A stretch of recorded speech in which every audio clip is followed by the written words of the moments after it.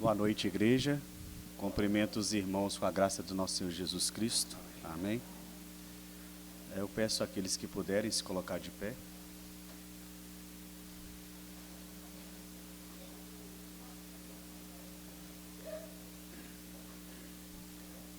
Senhor meu Deus, santo, santo, santo é o teu nome, Senhor, único digno, Senhor, de honra, glória e louvor.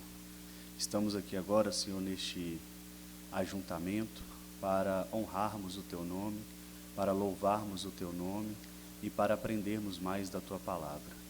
Eu te peço, Senhor, que venha tocar no coração de cada um de nós, que o Senhor venha iluminar, Senhor, os nossos corações, as nossas mentes, para que possamos ouvir a tua palavra, cultuar a ti e aprendermos mais. Nos conduza de acordo com a sua santa vontade, em nome de Jesus que eu oro. Amém.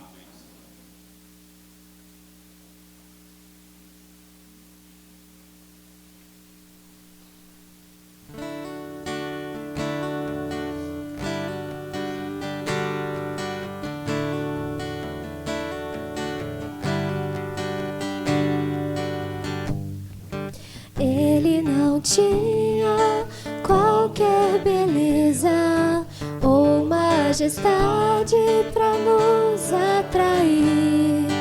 Nada havia em sua aparência para o desejarmos, mas rejeitado dentre os homens, ainda assim carregou nossas dores. O seu castigo nos traz paz e a esperança não se esvai. A oferta pela culpa ele ofereceu para satisfazer o Criador. Ele morreu para que a sua luz em nós pudesse brilhar. O Filho do amor se entregou em nosso lugar.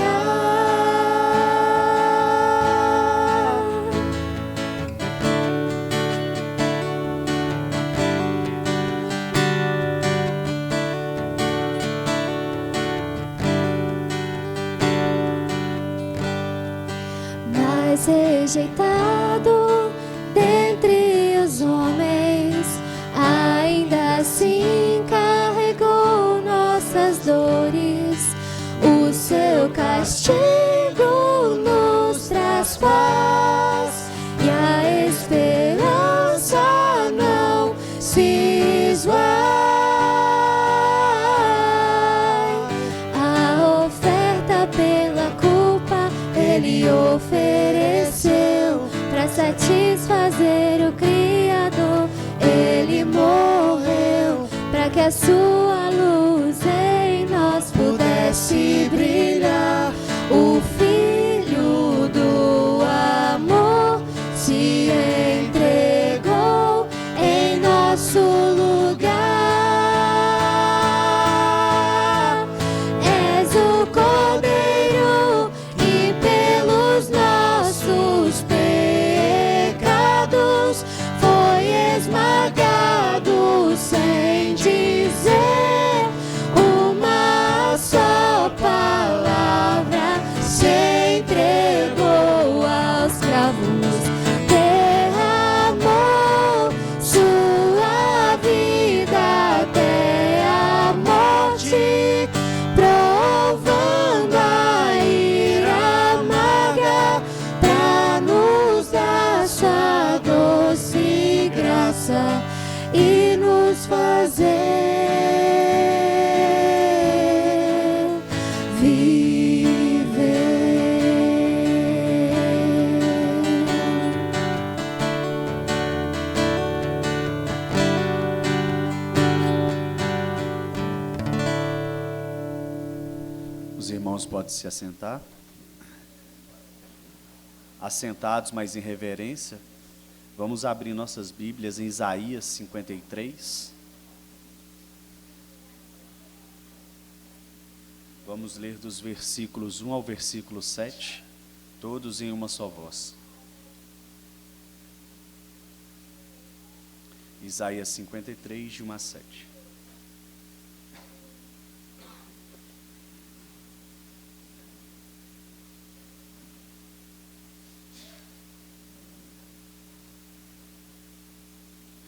Leiamos em uma só voz.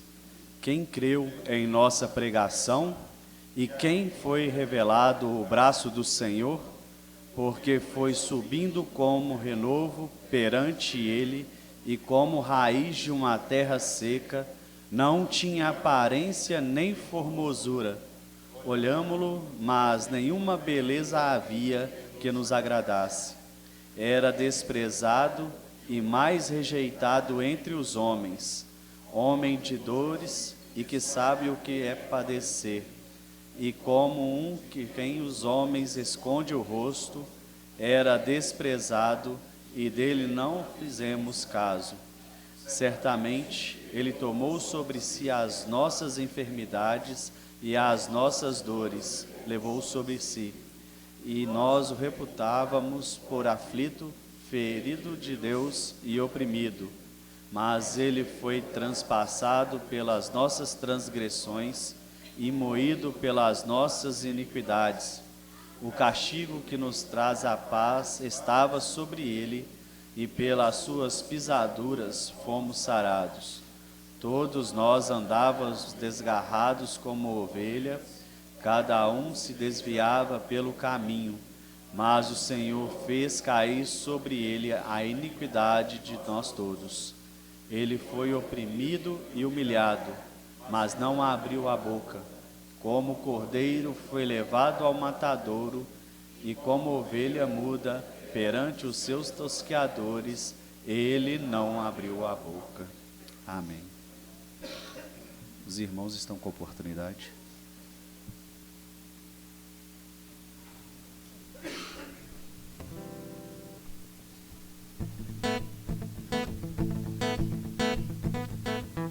Vamos nos colocar de pé mais uma vez, irmãos?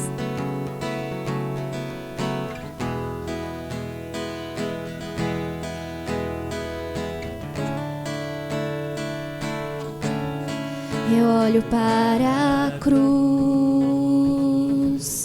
e para a cruz eu vou, do seu sofrer participar, a sua obra vou cantar. Meu Salvador na cruz mostrou o amor do Pai, o justo Deus.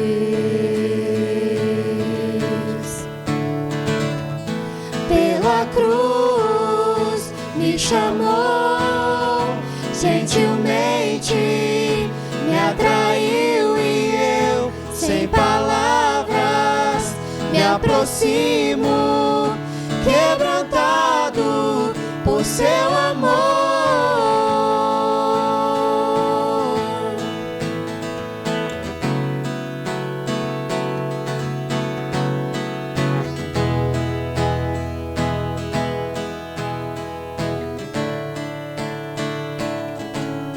Imerecida vida,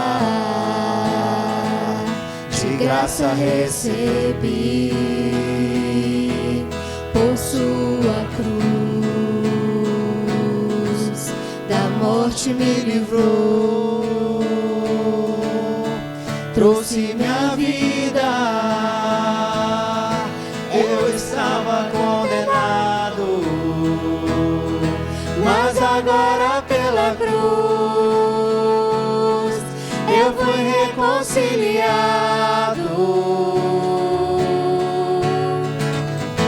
Pela cruz me chamou, gentilmente me atraiu, e eu, sem palavras,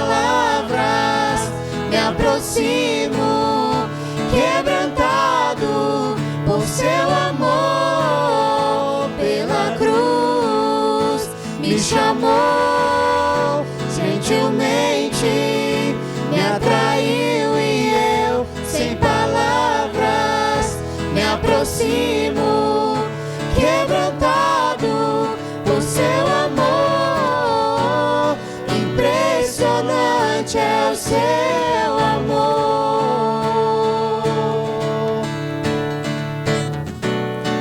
Me redimiu e me mostrou o quanto é fiel. Impressionante é o seu amor.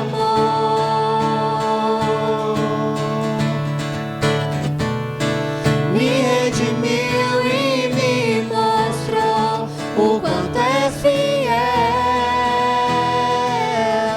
Pela cruz me chamou, gentilmente me atraiu e eu, sem palavras, me aproximo, quebrantado por seu amor.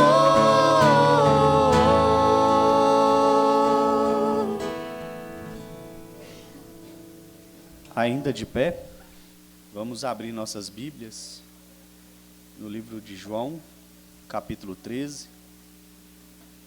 Vamos ler do 12 ao 17.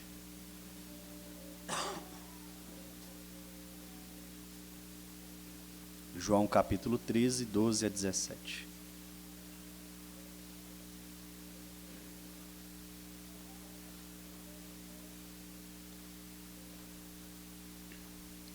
Vamos ler todos em uma só voz. Leiamos. Depois de lhe ter lavado os pés, tomou as vestes e, voltando à mesa, perguntou-lhes: compreendeis o que vos fiz? Vós me chamais o Mestre e o Senhor, e dizeis bem, porque eu sou. Ora, se eu, sendo o Senhor e o Mestre, vos lavei os pés, também vós deveis lavar os pés um dos outros, porque eu vos dei o exemplo, para que, como eu vos fiz, façais vós também. Em verdade vos digo, que o servo não é maior do que o seu senhor, nem o enviado maior do que aquele que o enviou. Ora, se sabeis estas coisas, bem-aventurados sois se as praticardes. Amém. Os irmãos podem se sentar. Nós vamos ter agora alguns instantes de momentos de oração silenciosa para pedirmos, perdão pelos nossos pecados. E após alguns instantes eu convido o meu avô José Sabino, presbítero José Sabino, que vem aqui à frente e quebre o silêncio com uma oração.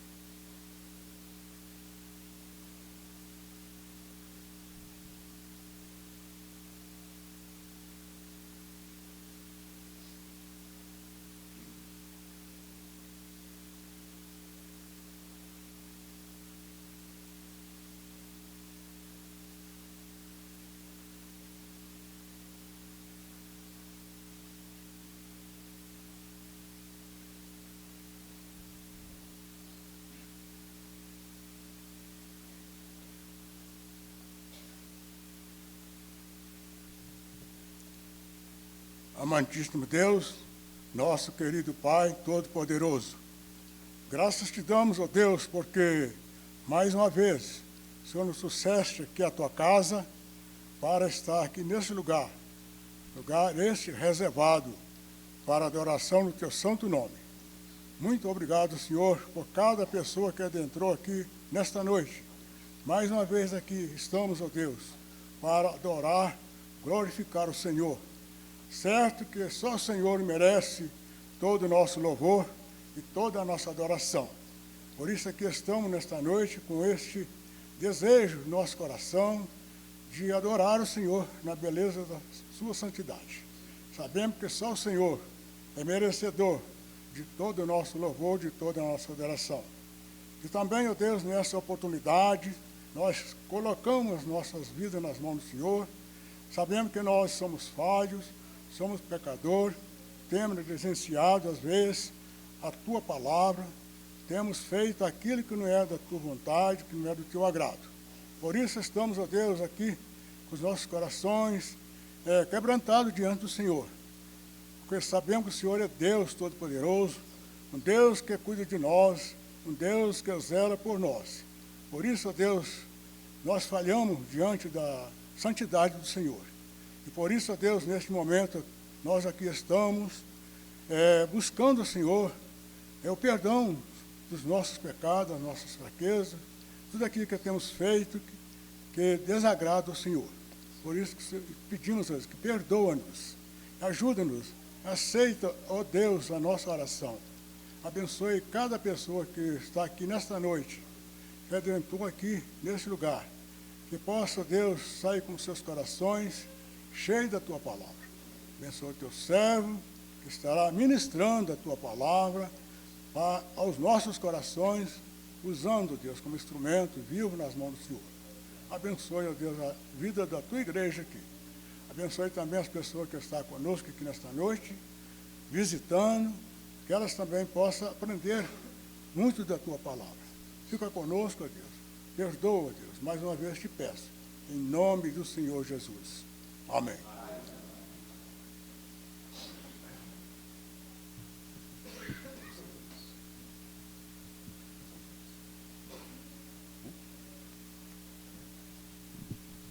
Agora os nossos irmãos do grupo de música estarão nos conduzindo em uma música, e nessa oportunidade, aqueles irmãos que trouxeram os dízimos e as ofertas poderão ficar à vontade para trazer no lugar seu filácio.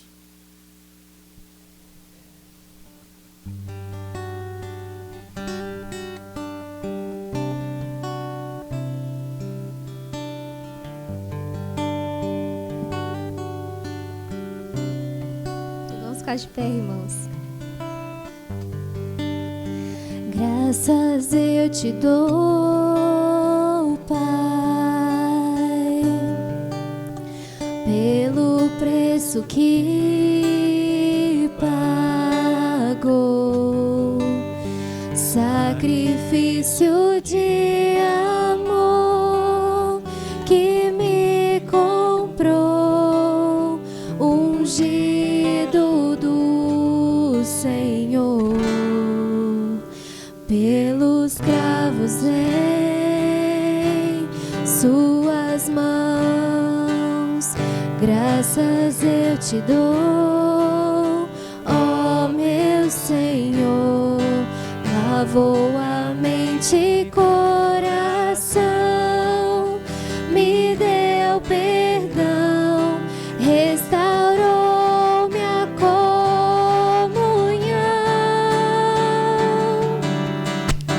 Digno é o Senhor, sob o trono estás, soberano Criador, vou sempre te adorar, elevo minhas mãos ao Cristo que venceu, Cordeiro de Deus morreu por mim,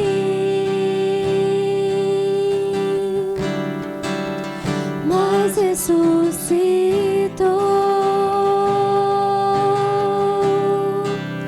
Digno é o Senhor, pelos cravos em suas mãos. Graças eu te dou, Oh, meu Senhor, lavou minha mente e coração, me deu perdão, restaurou minha comunhão. Digno é o Senhor, sob o trono estás, soberano Criador, vou sempre te adorar. Elevo minhas mãos ao Cristo que venceu, Cordeiro de Deus morreu por mim,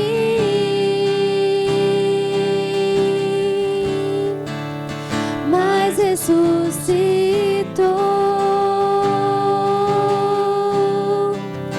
Digno é o Senhor,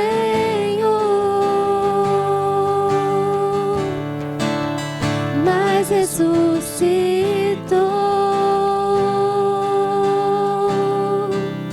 Digno é o Senhor.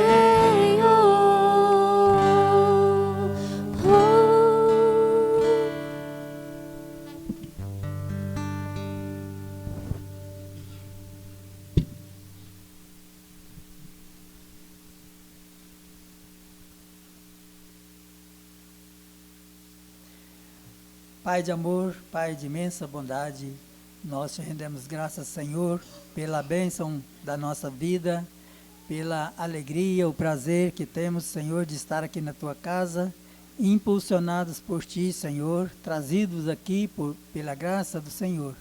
Sabemos, Pai, que é um privilégio extraordinário que o Senhor nos concede, o de estar na tua presença, e por isso nós rendemos graças ao Senhor.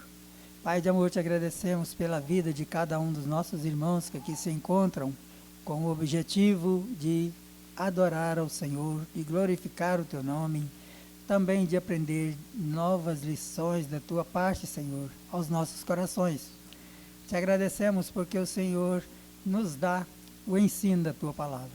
Aplica, Senhor, esses ensinos na nossa vida, na nossa mente, no nosso coração, para que a nossa vida seja melhorada, Senhor, a cada dia, para o louvor da tua glória e para o nosso bem, a nossa felicidade, a nossa segurança. Te agradecemos também, Senhor, pelos dízimos e ofertas que são trazidos, são entregues aqui na tua presença nesta noite.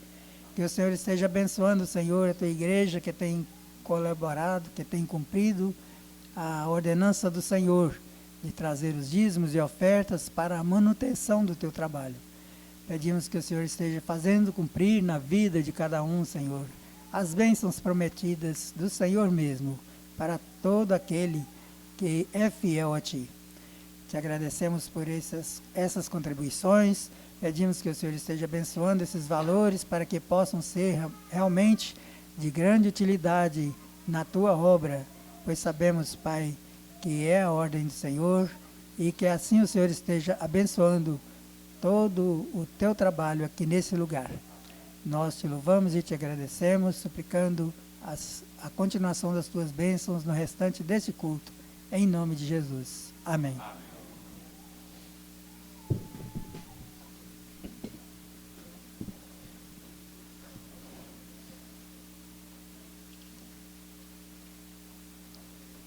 Meus irmãos, agora nós vamos fazer a leitura da pergunta de número 140 do Catecismo Maior de Westminster. Vamos ler a pergunta e, em sequência, a resposta. Leiamos. Qual é o oitavo mandamento? O oitavo mandamento é: não furtarás. Agora eu vou passar a palavra para o reverendo Wendel, que estará trazendo a palavra de Deus aos nossos corações.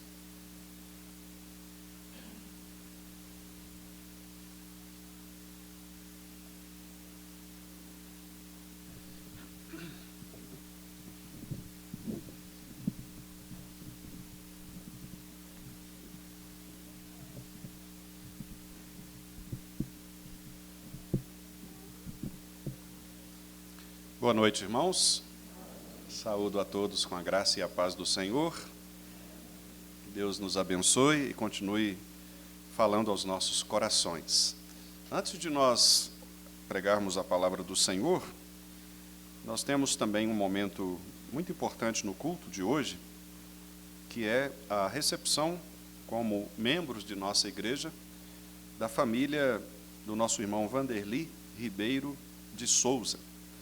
Então eu gostaria de, por gentileza, convidar que viessem aqui à frente o nosso irmão Vanderli, a nossa irmã Camila, que é a sua esposa, e os seus filhos Lucas Emanuel e Sofia Raquel. Podem ficar aqui ao lado.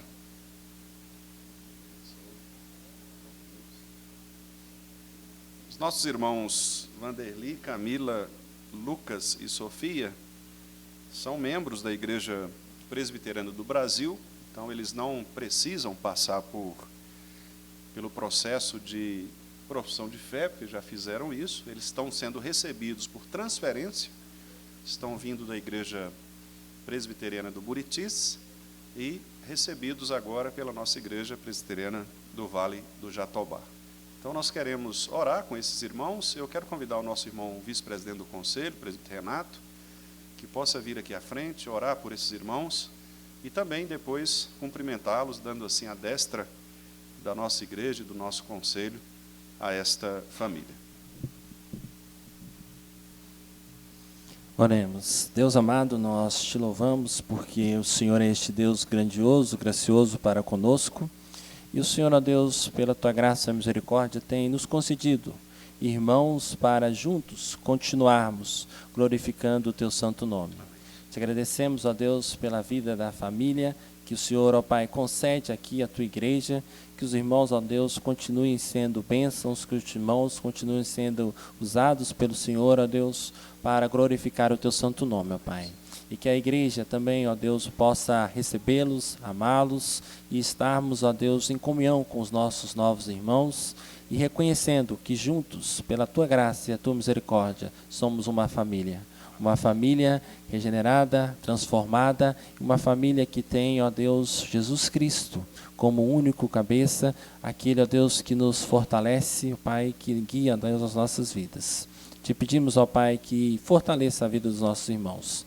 Os guie, ó Pai, também nessa nova caminhada, em suas adaptações.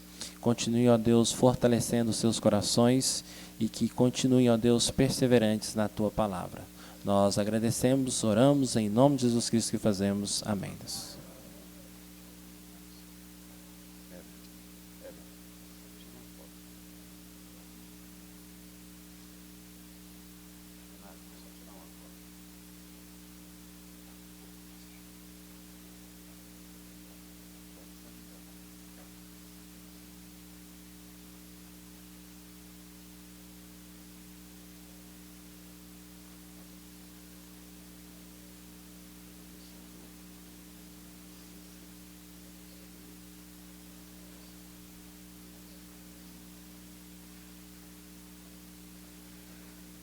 Nós estamos recebendo, além de irmãos em Cristo, uma família de músicos.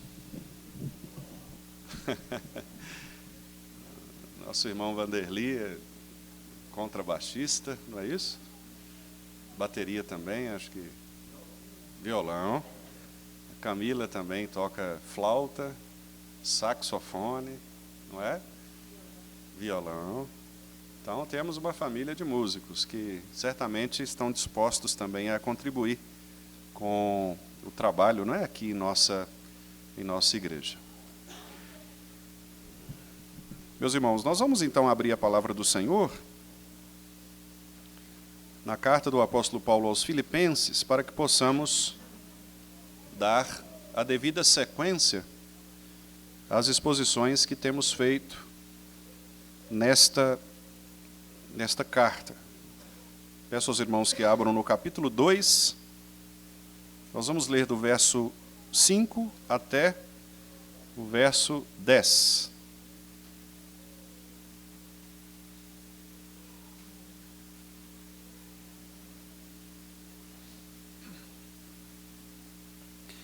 Filipenses, capítulo 2, do verso 5 ao 10, embora nós vamos tratar nesta noite apenas de uma parte desta sessão. Mas nós vamos ler o trecho todo para que possamos também já memorizar em nossos corações este trecho. Até o versículo 11, na verdade. Eu vou fazer a leitura e peço aos irmãos que acompanhem suas Bíblias. O apóstolo Paulo, inspirado pelo Espírito do Senhor, escreveu assim aos nossos irmãos de Filipos e a todos nós crentes em todos os tempos. Tende em vós o mesmo sentimento que houve também em Cristo Jesus, pois ele, subsistindo em forma de Deus, não julgou como usurpação o ser igual a Deus. Antes, a si mesmo se esvaziou, assumindo a forma de servo, tornando-se em semelhança de homens, e reconhecido em figura humana, a si mesmo se humilhou, tornando-se obediente até a morte e morte de cruz. Pelo que também Deus o exaltou sobremaneira, e lhe deu o nome que está acima de todo nome, para que ao nome de Jesus se dobre todo o joelho, nos céus, na terra e debaixo da terra, e toda língua confesse que Jesus Cristo é Senhor, para a glória de Deus Pai. Amém. Que o Espírito Santo do Senhor possa falar aos nossos corações, meus irmãos. Nós vamos curvar as nossas cabeças mais uma vez e orarmos ao Senhor, pedindo a Ele a iluminação sobre a exposição e também que a palavra seja devidamente guardada em nossos corações. Senhor nosso Deus, muito obrigado por tudo que já fizemos aqui ao longo deste culto, que é certamente oferecido ao Senhor com gratidão em nossos corações, mediante Teu Filho Jesus. E agora, Senhor, pedimos-te que Tu fales conosco por meio da Tua santa palavra. Esta palavra que é poderosa para discernir os propósitos do nosso coração, para nos instruir, para nos educar, para nos corrigir, para nos fortalecer, tornando-nos assim maduros diante do Senhor e diante também dos nossos irmãos, diante do mundo, para que possamos testemunhar, ó Deus, com veracidade e compromisso, o Evangelho do Senhor para todos quantos nós pudermos, ó Deus, expandir o reino do Senhor, para todos quantos nós pudermos testemunhar a respeito da cruz de Cristo, Teu Filho, que veio para nos salvar dos nossos pecados. Por isso, ó Deus, fale aos nossos corações nesta noite, ensinando-nos este princípio que o Senhor agora, por meio do apóstolo Paulo, está trazendo aos nossos corações, a fim de que possamos nos restaurar e possamos nos corrigir, nos edificar, possamos, ó Deus, viver dignamente o Evangelho que o Senhor nos propõe para viver. Fala comigo, fala com os meus irmãos, fala com todos nós, ó Deus, pedimos-te em nome de Jesus. Amém. Meus irmãos, certa vez perguntado a Lutero para Agostinho, qual era de fato o caminho para a verdade, Agostinho falou que precisávamos de 3 coisas. A primeira delas, humildade. A segunda, humildade. E a terceira, humildade. Agostinho, obviamente, quis refletir ali o ensino do nosso Senhor Jesus Cristo acerca da necessidade de nós nos colocarmos como pessoas carentes, submissas e completamente entregues à soberania do Senhor. O nosso Senhor Jesus Cristo também revela na sua palavra a importância da verdadeira humildade. E, na verdade, a Bíblia nos diz que a humildade é a grandeza de todo cristão. Se quisermos ser grandes, precisamos ser humildes. Se quisermos ser os servos mais bem colocados diante do Senhor, precisamos ser aqueles que servem, precisamos ser aqueles mais humildes. Também um pregador evangelista muito conhecido, chamado Dwight Moody, certa vez disse que o princípio da grandeza é ser pequeno. O acréscimo da grandeza é ser um pouco menos. E a perfeição da grandeza é ser nada. De modo que, quanto mais nós nos tornamos menores no reino de Deus, maiores nós estamos na presença do Senhor. Os irmãos se lembram daquela conversa em que uma mãe chegou próximo a Jesus e disse: olha, eu quero que o meu filho se assente ali logo à sua direita. E Jesus ensinou que aqueles que de fato queriam ser grandes deveriam antes ser servos, ser pequenos. A verdadeira grandeza, então, se mostra exatamente na nossa humildade, no nosso esvaziamento. E nós estamos diante de um dos textos mais complexos e mais preciosos da Escritura, que tratam acerca da humildade do nosso Senhor Jesus Cristo. Na verdade, nós estamos aqui diante de duas doutrinas muito poderosas, que são doutrinas refletidas tanto nas nossas teologias, quanto também nos nossos símbolos de fé. A primeira delas é a doutrina da humilhação de Cristo, e a segunda delas é a doutrina da exaltação de Cristo. E o texto que nós acabamos de ler, que vai de 5 a 11, trata exatamente destas duas doutrinas. Do versículo 5 até o versículo 8, trata da primeira doutrina, que é da humilhação de Cristo. E do versículo 9 até o versículo 11, trata da exaltação de Cristo. No primeiro momento, Cristo se humilha. Ele, mesmo subsistindo em forma de Deus, ele não ocupa o lugar de Deus, não toma o lugar de Deus por usurpação, mas ele se esvazia. Na expressão teológica, o kenosis, ou esvaziamento de Deus. Ele assume a forma de servo, se torna semelhante aos homens, e este é um dos processos de humilhação. O nosso catecismo, inclusive, diz que só o fato de um Deus se tornar homem já é, por si só, um processo de humilhação. Cristo se humilha, tornando-se um de nós, para dessa forma, como o texto está dizendo, ele seja reconhecido em figura humana, seja reconhecido como homem. Ele se humilha a si mesmo, ele se entrega voluntariamente, a tal ponto de se tornar obediente a Cristo, obediente ao Pai, e morre na cruz por nós. Portanto, Paulo aqui, ele descreve um dos processos mais dolorosos, mas ao mesmo tempo mais importantes de nossa teologia. Muitos estudiosos, eles reconhecem esse trecho de 5 a 11, como um dos principais hinos cristológicos da igreja primitiva. Muito provavelmente, era um hino mesmo, um cântico, um louvor, que era entoado nas famílias que se reuniam. Claro que naquele tempo as igrejas eram perseguidas, então alguns desses irmãos cantavam ali, às vezes solfejavam, como nós já mencionamos no outro momento. Eles cantavam, solfejavam, eles declamavam, eles falavam esta poesia, este canto, este hino, como uma forma de reconhecer exatamente esta doutrina da humilhação do Senhor. Aqui nós estamos diante de uma poesia teológica. É, na verdade, uma adoração transformada em doutrina, o que nos mostra, inclusive, o quão importante é nós cantarmos louvores ao Senhor que sejam genuinamente bíblicos, o que mostra a importância de a igreja, quando em adoração, quando reunida coletivamente, aprenda a expressar, tanto pela fala, pela poesia, pela arte propriamente, como pelo canto, tudo aquilo que reflete o ser de Deus, a pessoa de Jesus Cristo. Paulo introduz este hino aqui, esta poesia, não apenas para emocionar corações, mas para corrigir corações. A igreja de Filipos, meus irmãos, era uma igreja vibrante, fiel, generosa, como nós já vimos, inclusive, em outros lugares. Mas era também uma igreja humana.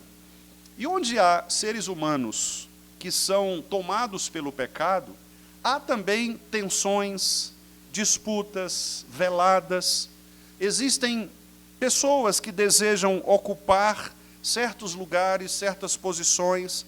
Os irmãos se lembram que o apóstolo Paulo, no capítulo 1, falou a respeito disso. Ele disse, olha, eu sei que há algumas pessoas que querem pregar o evangelho, e elas fazem isso por pretexto, porque elas querem, na verdade, me atingir, mas não se preocupem com isto, o evangelho está sendo pregado. Então, havia, ainda assim, mesmo sendo uma igreja muito boa, do ponto de vista doutrinário, do ponto de vista da sua vibração, da sua fidelidade a Deus, havia sim algumas tensões ali internas que demonstravam, na verdade, que toda a igreja tem os seus problemas relacionados ao pecado. E neste caso, Paulo está ilustrando de uma maneira poderosa, poética, doutrinária, de uma maneira, inclusive, em forma de adoração cantada, declamada, que o próprio Senhor Jesus Cristo, ele se tornou servo, e nesta sua humilhação, ele então serviu a igreja do Senhor, foi obediente ao Pai em todas as coisas, morrendo na cruz em favor do seu povo. Paulo, então, acabara de exortar aqui a humildade e a unidade, nos versículos de 1 a 4, que nós já tratamos. Paulo diz, olha, eu sei que há entre vocês exortação em Cristo, consolação de amor, comunhão do Espírito, eu sei que há em vocês entranhados afetos e misericórdias, então completem a minha alegria, tornem a minha alegria ainda mais efusiva, pensando a mesma coisa, tendo o mesmo amor, sendo unidos de alma, tendo o mesmo sentimento, não fazendo nada por partidarismos ou por vanglória, mas por humildade, considerando cada um os outros superiores a si mesmo. Não tenha cada um de vocês em vista o que é propriamente seu, senão também aquilo que é dos outros. Então, Paulo acabara de exortar a igreja de Filipos acerca da humildade e da unidade cristãs. Agora, para ainda dar maior peso à sua exortação, ele apresenta o exemplo supremo, Cristo Jesus, o Senhor. Naquele contexto, meus irmãos, romano, honra e status eram símbolos máximos de virtude. Servir era algo degradante. Nesse mundo que valorizava o poder, a posição, o status, a honra, por causa do posicionamento social, Paulo aqui está proclamando o paradoxo do Evangelho. Ele está dizendo exatamente o oposto. O que ele está afirmando é o verdadeiro Deus, aquele que é o Rei Supremo. Ele revelou a sua glória, tornando-se servo. Repare que este é o grande paradoxo. Mesmo sendo Deus, ele não julgou por usurpação o ser igual a Deus. Um comentarista bíblico, William Hendrickson, tratando deste texto, ele resume da seguinte maneira, ele diz, Cristo não deixou de ser Deus ao se fazer homem. Ele deixou de ser tratado como Deus para nos tratar com graça. Cristo não deixou de ser Deus ao se fazer homem. Ele deixou de ser tratado como Deus para nos tratar com graça. E, de fato, este é o coração do Evangelho. A descida voluntária do Filho de Deus para salvar e moldar um povo que reflita a sua mente. Nós temos a mente de Cristo, disse Paulo no outro lugar. E é também um modelo para todos os que servem no ministério. Ministério aqui no sentido amplo, de todos aqueles que estão envolvidos na igreja e que promovem o verdadeiro evangelho. Nós somos chamados na contramão da grandeza humana. Nós somos chamados segundo o padrão de Cristo, que se esvaziou de sua própria grandeza para que nós pudéssemos ser atingidos por esta graça maravilhosa.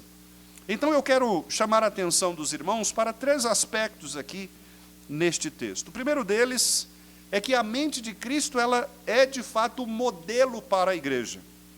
Repare que no versículo 5, Paulo começa dizendo, tende em vós o mesmo sentimento que houve também em Cristo Jesus. Tende em vós o mesmo sentimento que houve também em Cristo Jesus. Paulo começa aqui, meus amados irmãos, com uma convocação.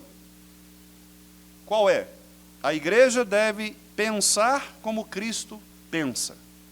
O grego aqui que aparece, a palavra phronein, significa mais do que sentir, mas implica uma disposição interior. Seria uma forma de ver a vida, que nós às vezes chamamos de visão de mundo. A vida cristã, portanto, é moldada pela mente de Cristo, um modo de pensar centrado na graça do Evangelho e não no ego humano. A humildade não é uma coisa natural, não é produzida por nós mesmos, mas a Bíblia diz que a humildade é fruto do novo nascimento.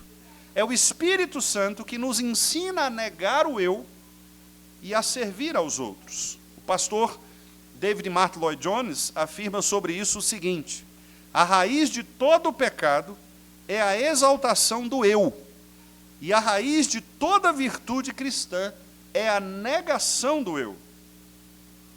A raiz de todo pecado é a exaltação do eu, mas a raiz de toda virtude cristã é a negação do eu.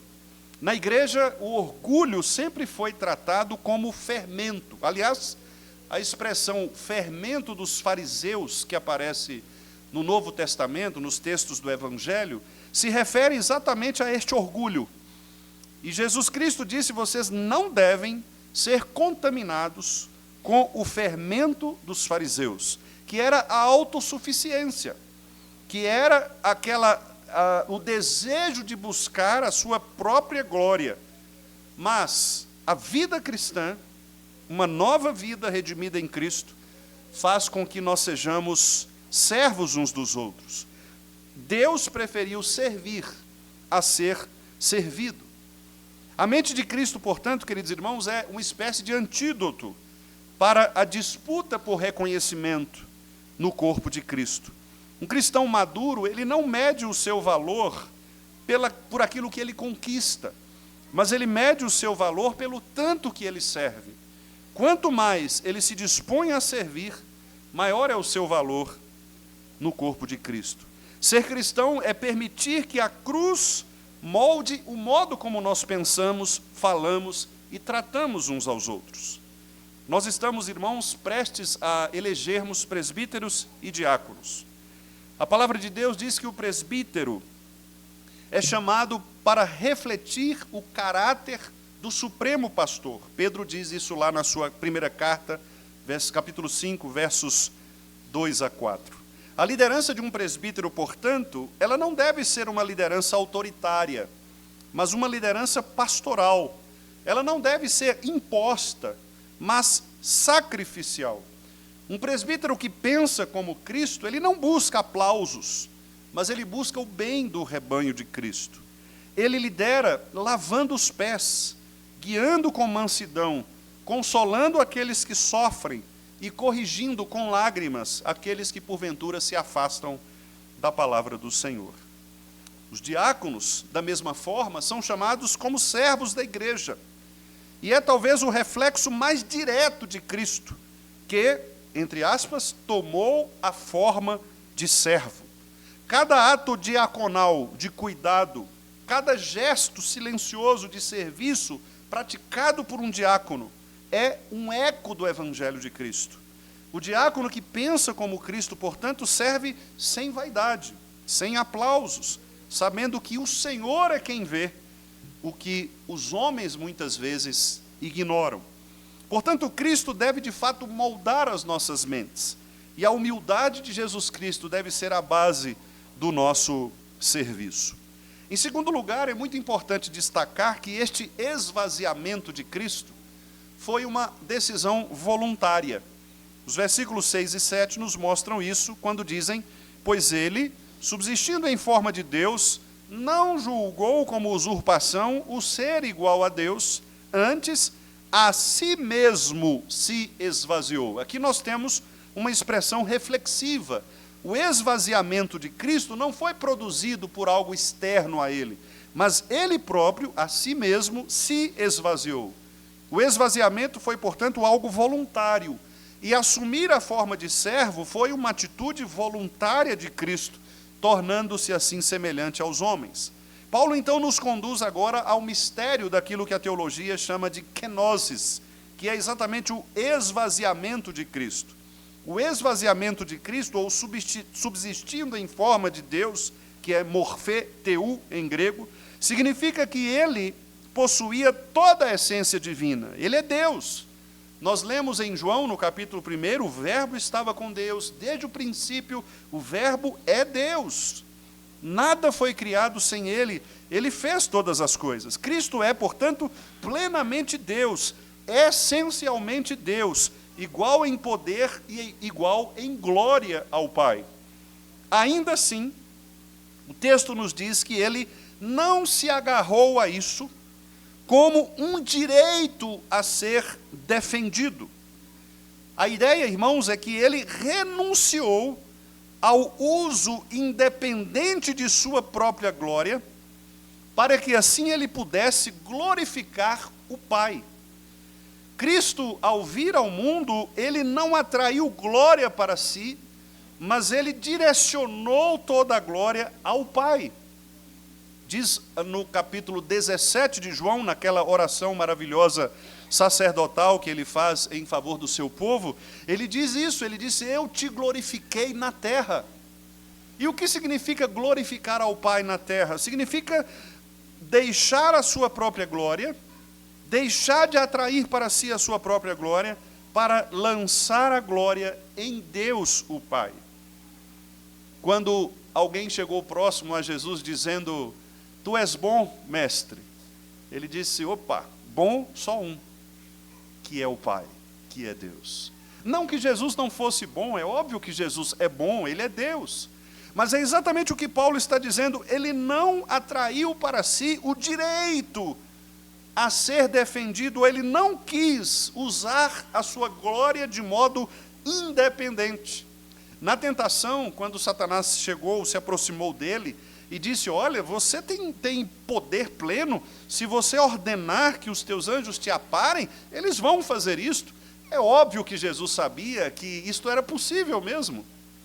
É óbvio que se Jesus desse ordem a qualquer dos anjos, eles o aparariam. É óbvio que Jesus poderia transformar pedras em pães. Mas Jesus não estava ali, primeiramente, para defender a sua própria glória. Jesus não estava ali para atender aos requerimentos de Satanás. Jesus estava ali para defender a glória do Pai. Ele sabia disso. Então, muito embora ele pudesse realizar todos estes poderes, ele abriu mão de realizar estes poderes para que a vontade do Pai fosse cumprida em sua vida. Então, não é que Cristo tenha abandonado a sua natureza divina, ele permanece Deus todo o tempo, mas ele não quis usar independentemente a sua glória, atraindo para si a adoração, mas ele sempre direcionava a sua adoração a Deus. Ele se esvaziou, então, não deixando de ser quem era, mas abrindo mão de ser tratado como tal. O Filho eterno de Deus escolhe, irmãos, viver em dependência do Pai. O modo desse esvaziamento, diz o texto de Paulo, foi assumindo a forma de servo, que é morfé doulo, em grego. A palavra doulos, ou doulos, que é servo, e morfé, que é a palavra forma, de onde vem morfologia, etc. O contraste aqui é intencional de Paulo.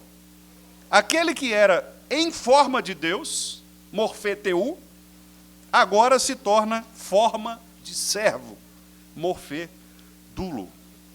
O Criador agora, ele toma o avental da criação. O Senhor da glória nasce entre os homens simples, vive como um trabalhador comum, serve como um escravo e morre, meus amados irmãos, como um criminoso. Cristo morre como um criminoso. Cristo morre como um pária.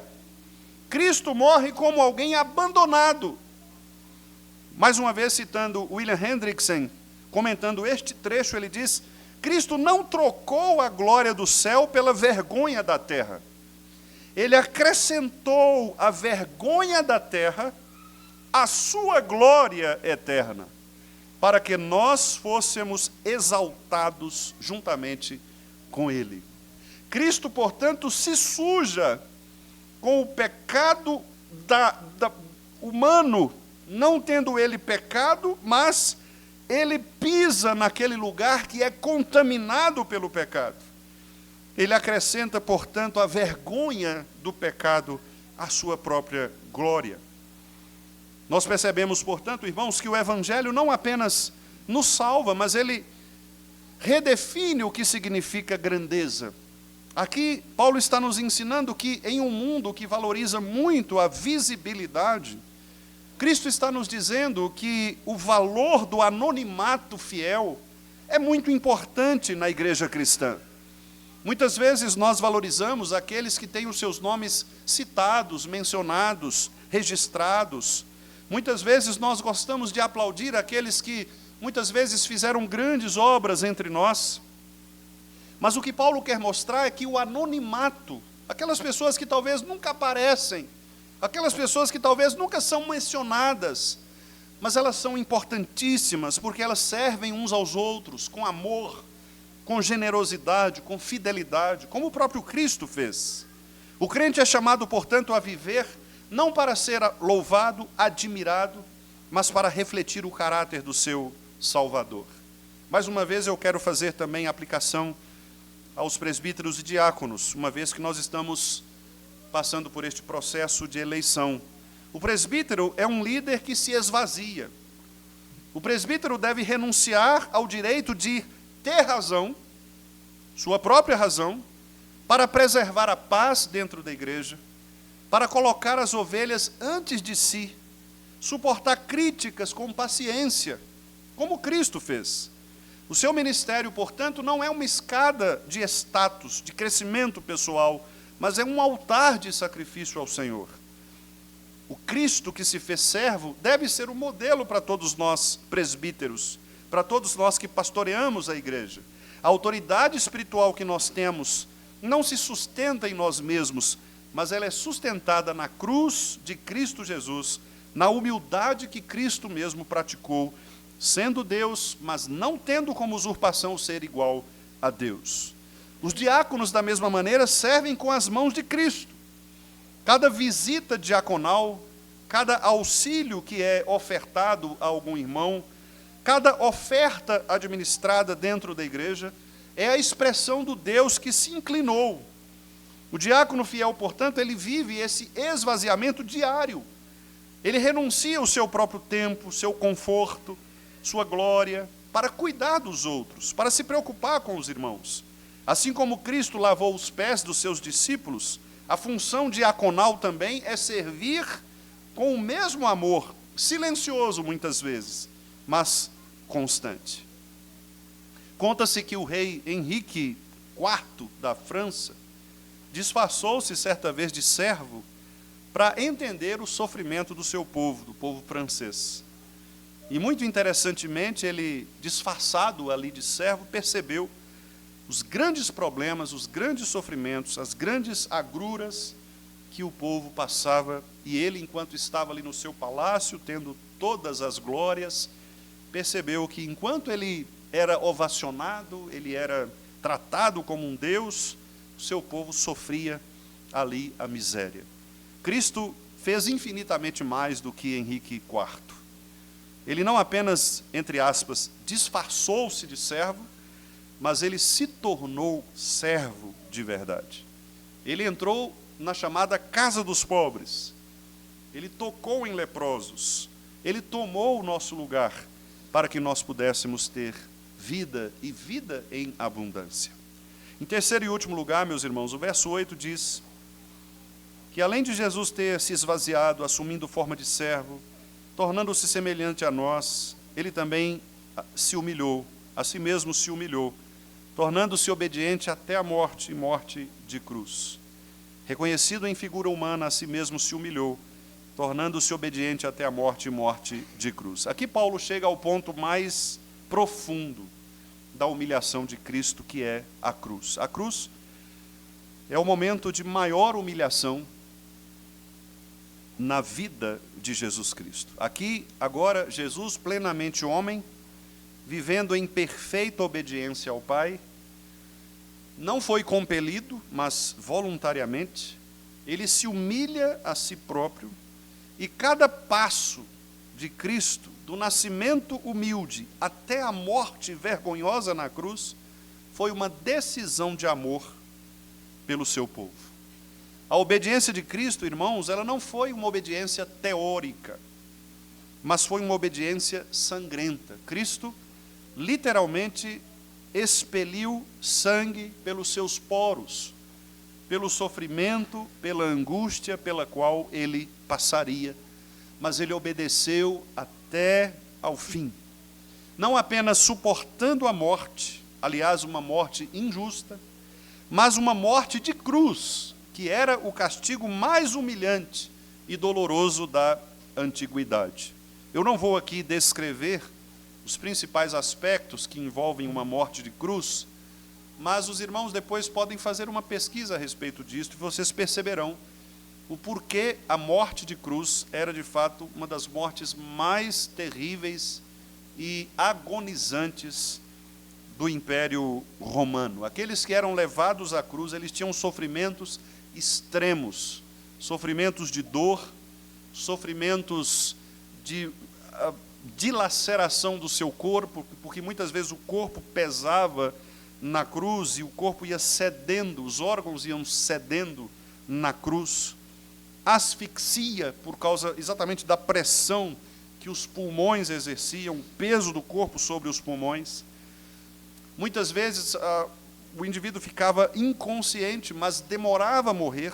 Alguns dizem, inclusive, que a morte de Cristo foi rápida, porque foi pela misericórdia do Pai que ele foi poupado de um sofrimento ainda maior, porque, de fato, o que importava não era o sofrimento, o tempo que ele sofreria na cruz, mas a sua morte na cruz. Mas era uma morte terrível. E Cristo foi ali, neste castigo humilhante, tanto do ponto de vista público, da exposição pública, injusta, humilhante, quanto também da dor no seu próprio corpo. E é um paradoxo, irmãos, inimaginável, pensar que aquele que sustenta o universo, pela palavra do seu poder, como diz Hebreus 1:3, ele agora é pendurado entre ladrões. O Deus que sustenta o universo, o Deus pelo qual o universo foi criado, ele agora está pendurado na cruz entre criminosos. Imaginar que o Santo dos Santos, ele foi tratado na cruz como o maldito dos homens. Imaginar que aquele que é o Senhor de toda a glória, agora está sendo exposto publicamente a uma vergonha inimaginável. Mas, meus irmãos, foi exatamente ali naquela cruz que a verdadeira glória de Deus brilhou para todo o mundo. Mais uma vez eu cito o pastor inglês David Martyn Lloyd-Jones, e ele afirma: nunca Deus foi tão divino quanto quando se fez homem e morreu. Nunca Deus foi tão divino quanto quando se fez homem e morreu. O que Lloyd-Jones quis dizer com esta frase impactante é que a obediência de Cristo ao se fazer homem voluntariamente e ir à cruz para morrer pelo seu povo é o que mediu toda a sua espiritualidade e toda a sua obediência ao Pai. A cruz revela que a grandeza de alguém não está em ordenar, em mandar, mas em obedecer. Não em ser servido, mas servir. O próprio Senhor Jesus disse: eu não vim para ser servido, mas eu vim para servir. E o serviço de Cristo foi exatamente morrer por aquelas pessoas que o Pai lhe havia dado. A cruz de Cristo, portanto, amados irmãos, nos ensina a obedecer, mesmo quando está doendo. O caminho da obediência sempre é um caminho de renúncias, de humilhação, de um serviço silencioso. Mas o fim da obediência é a glória. Todo crente é chamado para obedecer como Cristo obedeceu, com amor, não por conveniência. Mais uma vez eu quero aplicar aos queridos irmãos presbíteros e diáconos e aqueles que pretendem, que almejam este ofício, ou estes ofícios. O presbítero, ele é também chamado a obedecer a Cristo acima de qualquer interesse pessoal. Cristo não revelou no seu ministério nenhum interesse pessoal. Ele só pensava na glória do Pai e na verdade de sua palavra. Ele, portanto, este presbítero que é fiel a Cristo e que tem a mente de Cristo e que deseja ser obediente a Cristo, ele deve defender a verdade da palavra de Deus com coragem. Ele deve servir o rebanho de Cristo com ternura. A sua autoridade não é institucional, ela é espiritual. A autoridade não flui do cargo que ele ocupa, mas da cruz. Os presbíteros fiéis, portanto, não apenas ensinam a obediência, mas eles vivem a obediência diante do rebanho, a obediência à palavra.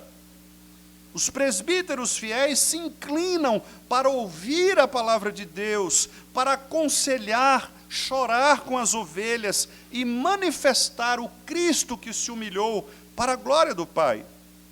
Os diáconos, da mesma forma, são chamados para obediência prática. Cada ato de serviço diaconal é, de certa forma, uma pequena cruz.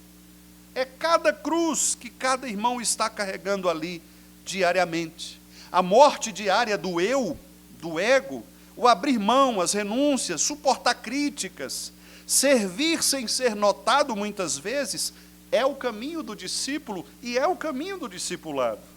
Quando um diácono, portanto, irmão, serve a igreja com alegria, com amor, mesmo em tarefas que são invisíveis, ele está pregando silenciosamente o evangelho da cruz de Cristo. Certa vez, irmãos, perguntaram a Hudson Taylor o segredo do seu ministério frutífero.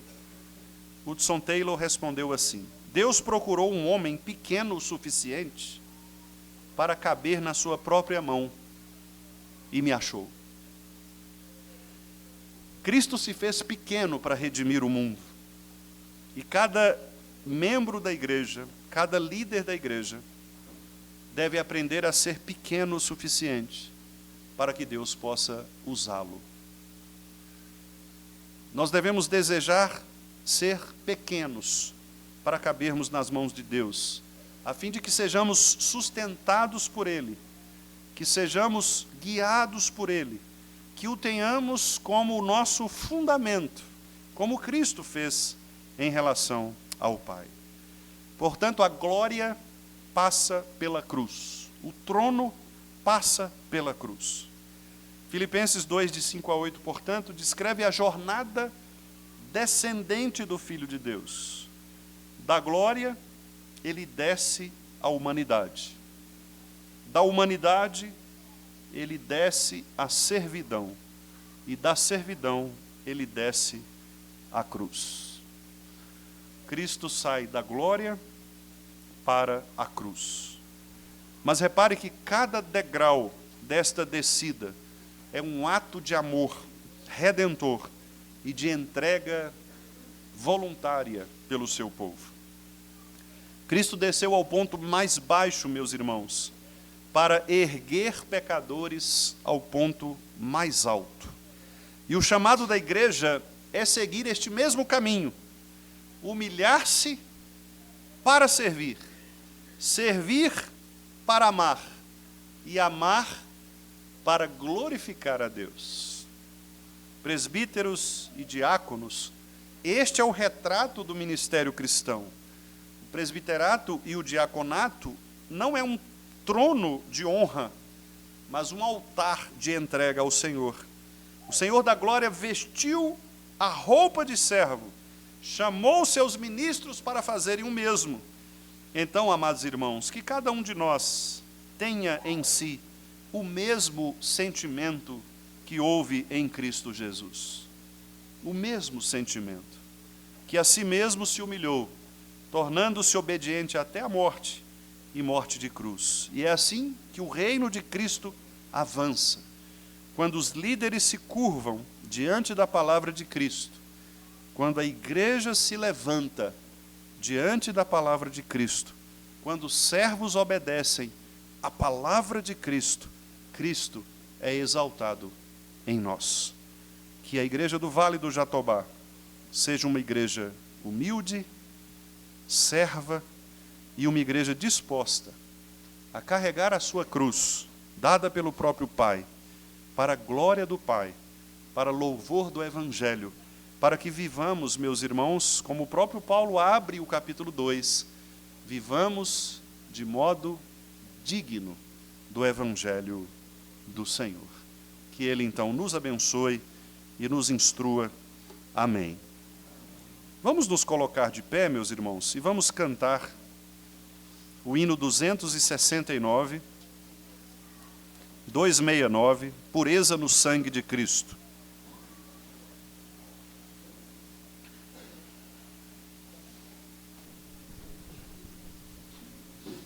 Quão espinhosa a coroa que Jesus por nós suportou.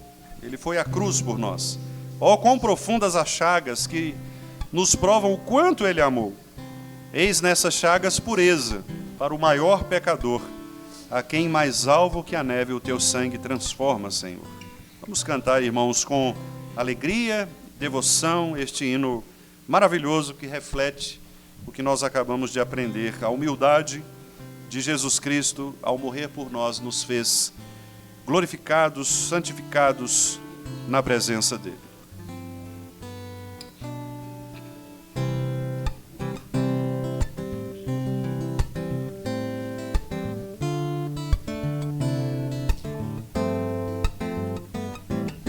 Seja bendito o Cordeiro que na cruz por nós padeceu. Seja bendito seu sangue que por nós pecadores verteu. Eis que no sangue lavado e tendo puro coração, os pecadores remidos por Jesus têm com Deus comunhão. Alvo mais que a neve, alvo mais que a neve, sim, neste sangue lavado, mais alvo que a neve eu estou. Quão espinhosa a coroa que Jesus por nós suportou. Oh, quão profundas as chagas que nos provam o quanto Ele amou. Eis nessas chagas pureza para o maior pecador, a quem mais alvo que a neve o teu sangue transforma, Senhor. Alvo mais que a neve, alvo mais que a neve, sim, neste sangue lavado, mais alvo que a neve eu estou.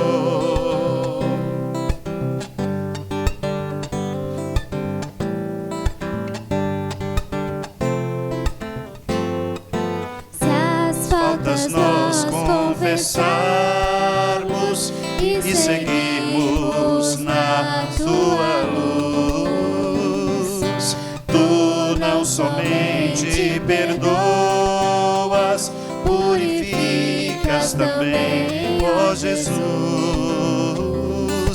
Lavas de todo pecado, que maravilha de amor, pois que mais alvo que a neve o teu sangue nos torna, Senhor. Algo mais que a neve,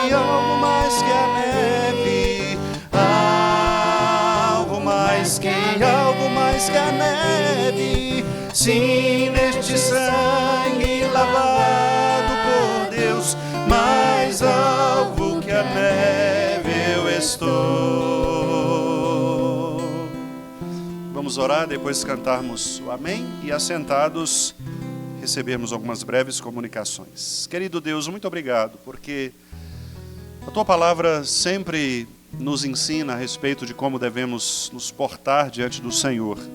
E neste texto nós fomos desafiados a imitarmos o modelo de Teu Filho Jesus Cristo, que mesmo sendo Deus, não julgou por usurpação ser igual a Deus, antes a si mesmo se esvaziou voluntariamente, assumindo assim a forma de servo e em figura humana, a si mesmo se humilhou e obedientemente ele foi à cruz para derramar o seu sangue em nosso favor.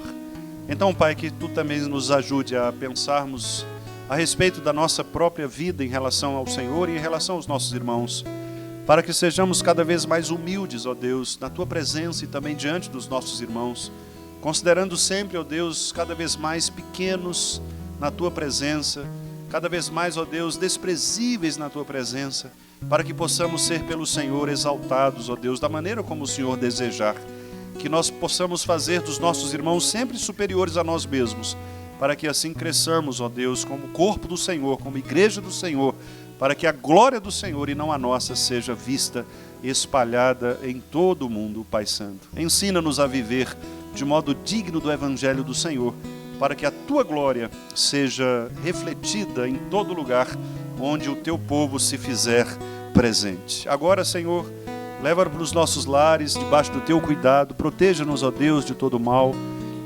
livra-nos, ó Deus, de tentações e faça com que possamos viver um dia após o outro na presença do Senhor, glorificando o Teu nome em tudo o que fizermos, quer comendo, bebendo ou fazendo outra coisa, que façamos sempre para a Tua glória.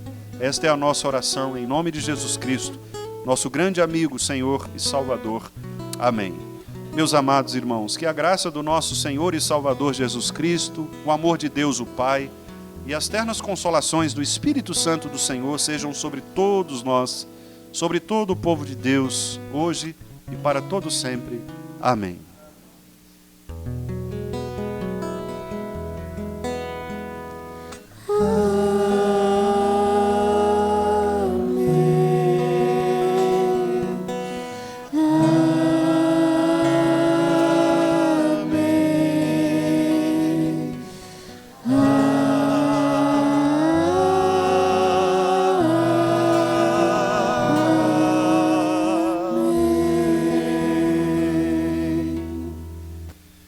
Amém, meus irmãos. Podem se assentar. Muito obrigado pela presença nesta noite, por terem atendido ao chamado do Senhor para cultuarmos o nosso Deus.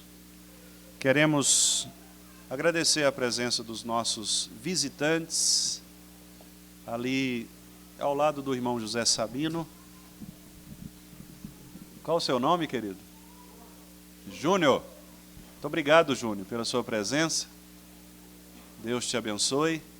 Aqui na ala central nós temos a Glória e a Fernanda, não é isso?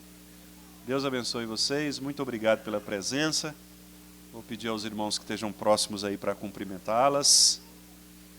Do meu lado esquerdo não há visitantes. Nós agradecemos a presença de vocês e desejamos que a graça do Senhor possa habitar seus corações. E queremos, meus amados irmãos, são muitos os avisos que nós temos de comunicar, mas às vezes eu penso que a quantidade de avisos acaba se tornando, às vezes, até cansativo, não é? Então, como os nossos avisos estão no boletim da igreja, e geralmente nós disparamos também no grupo de WhatsApp algumas chamadas, os irmãos fiquem atentos, não é?